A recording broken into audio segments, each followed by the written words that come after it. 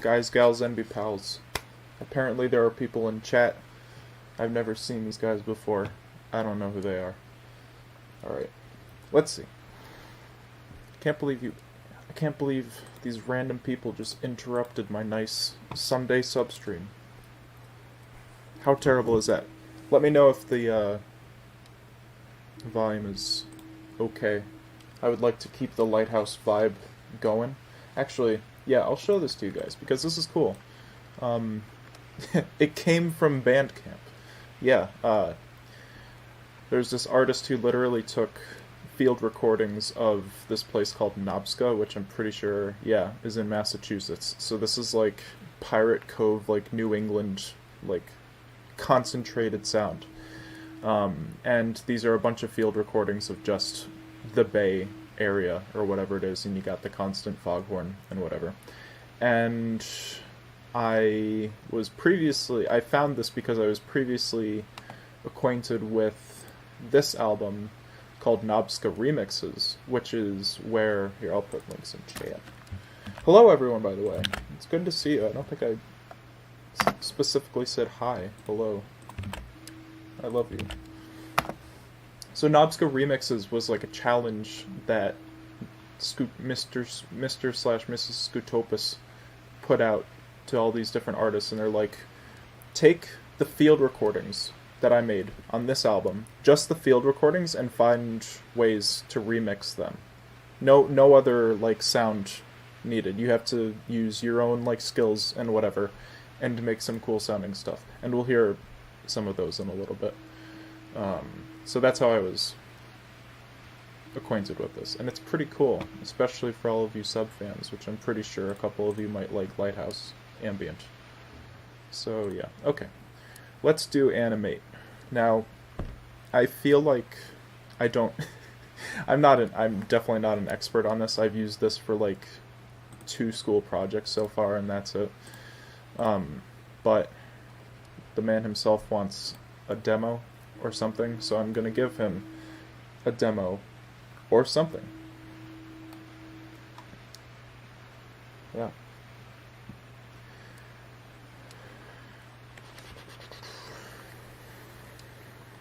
So I made this,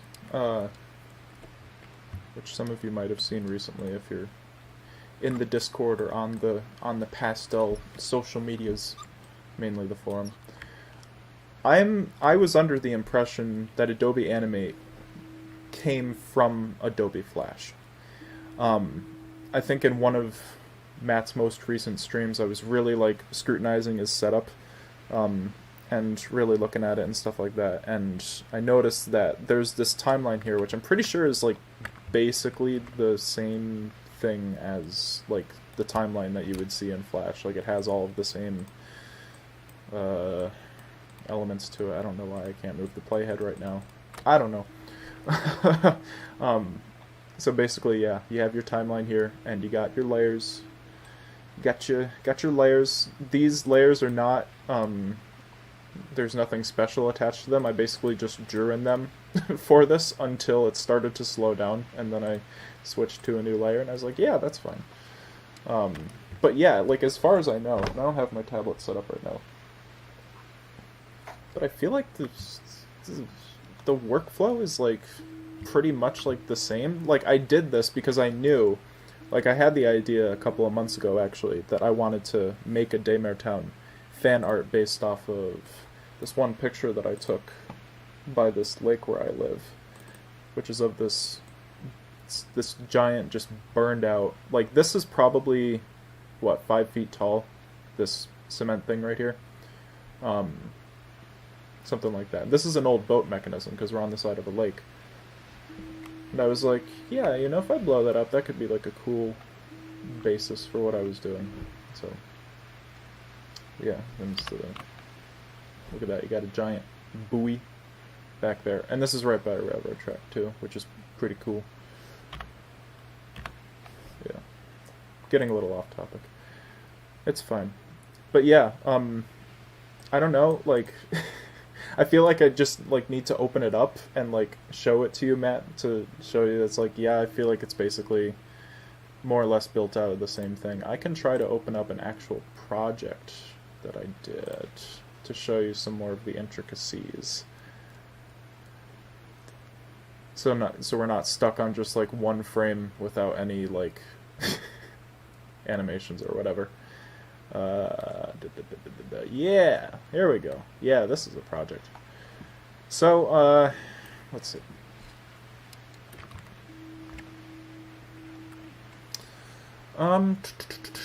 Got my camera segment here. The camera layer here controls the camera, as you might expect. Basically, all of these are keyframes.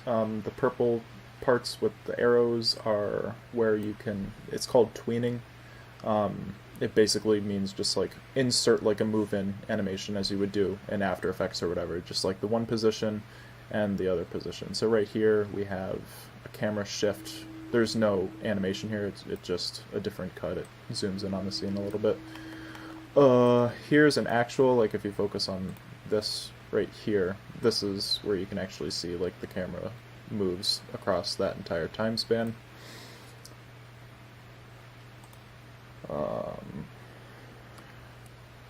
So there's like your movement right here. We could focus on the magnet character as well, and you can see just like how each of the movements matches up to a different tween segment right there, and then there's a hold. And then for all of these, as I'm sure you know, Matt, you can also go into, let's say I were to, I draw something and then I click on it and I make it an object, and you have the ability to do that. Where is that? Where would that be? It would be up here. Yeah, it would be here, like convert to object. So this is an object, and then once you have that selected, then you could like add layers and do animations and stuff like inside the object as well. And then all of that can get thrown back into your scene, and then you can do more complex animations on top of that from there. So I'm pretty sure I can't imagine, like, even though, like, with all Adobe software, like, the software evolves as time goes on, for whatever reason. I can't imagine it's really that much different from what you're used to. And you export it as, how did I export this? I exported this as, I think I did export video, and then from there I typically do like the H.264, you got all the options right there.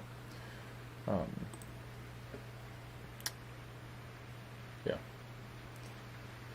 Pretty standard stuff that way.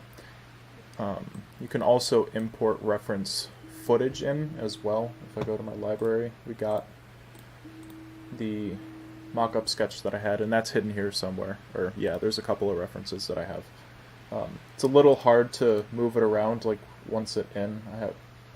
I haven't really figured that part out yet, but yeah, you can do that too, and that's kind of complicated, but I'm sure you could figure it out. I mean, it doesn't really matter because I know, like, you're getting away from this anyway in order to do, like, actual game platform. And I'm obviously not doing this with game making in mind because that's not what I'm doing my studies for, so I can rationalize using an animation program to animate and have that be the goal. I export video files. Yes, I export video files. Yep.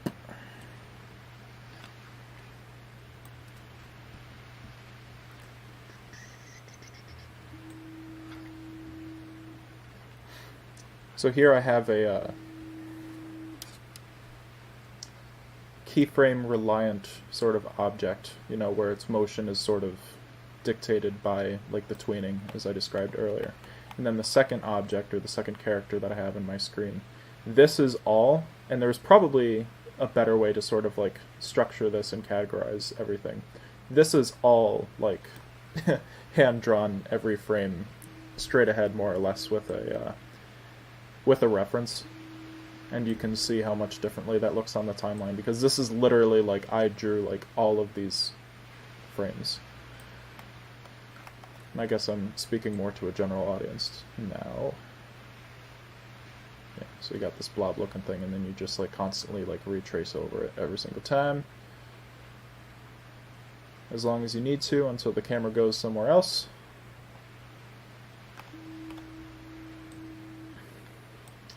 And yeah, that's pretty much it. Let me know if you have any more questions. I think it would look even more the same if I go into my preferences and then I don't actually know where any of the preferences are. Oh, here we go. If I switch it to light theme, and I save the settings so I can have light theme, and then I move the timeline up here somewhere, and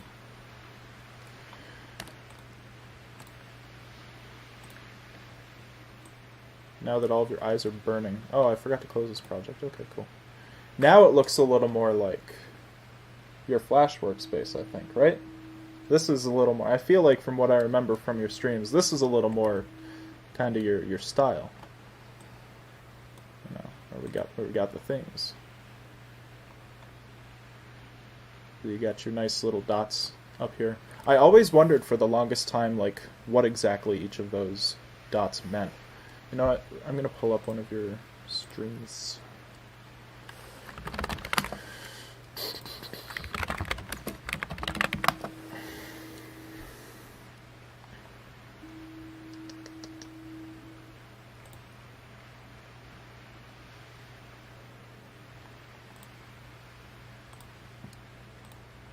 Yeah. See, we got it's the same thing here. Yeah.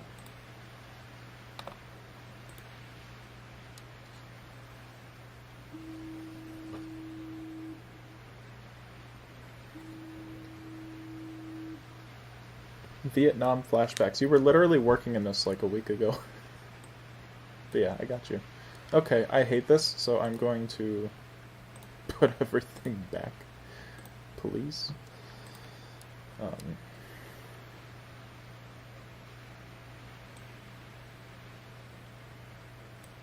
Did you ever think about putting, can you put Flash in like some sort of dark mode, or is it stuck on like a light mode forever? You should do that to get with the times and to be cool with the kids, because no one uses light mode for anything anymore. I'd strongly suggest looking into it. I don't know. People on stream would like it, that's for sure. Be like, oh, he's going dark mode. Finally, after all these years.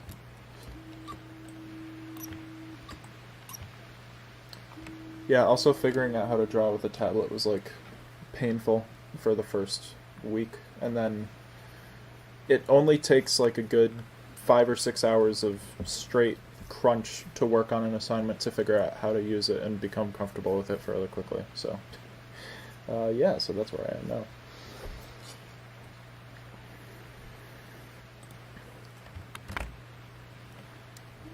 Hopefully that provides a good, just basic breakdown, because I know you probably haven't opened Animate before, based on what you were talking about. I was trying to think of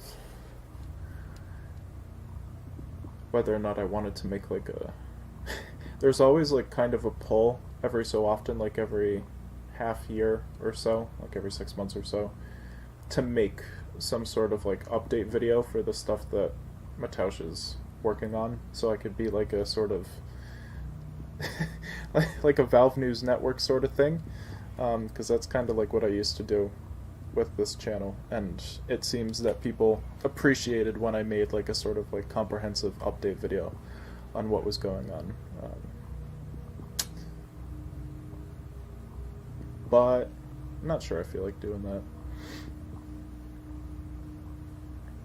I think at this point it seems like the community is pretty well integrated with platforms like Discord and whatnot, where I feel like I don't have to... Not that I ever do have to do that, but that it seems like it's not serving as crucial of a purpose if you want to stay up to date on those sort of things. in order to make YouTube videos about it. Fun fact, Tyler McVicker from Valve News Network and I share the exact same birthday.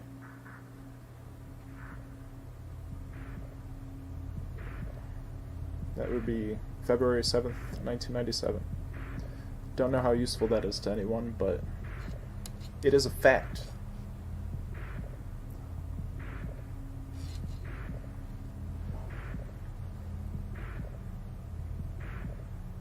Oh, and also, apparently it's not Valve News Network anymore, it's Tyler McVicker, so...